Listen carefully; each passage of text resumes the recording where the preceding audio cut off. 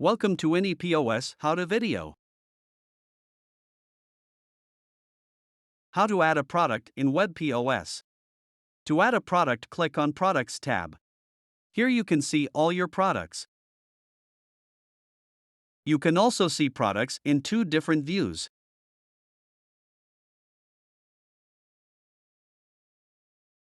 Click on Add a Product button.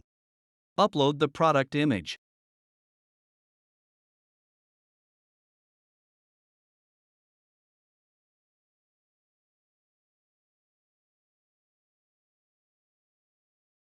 Put the product Arabic and English name.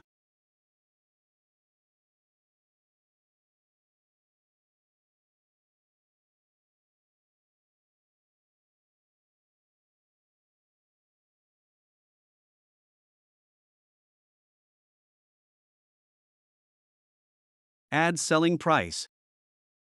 Then select the category and the unit. Select if this product is taxable or not. Click Add Product. You have successfully added the product.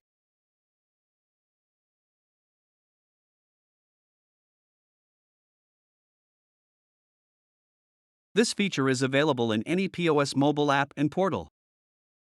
Thank you for watching.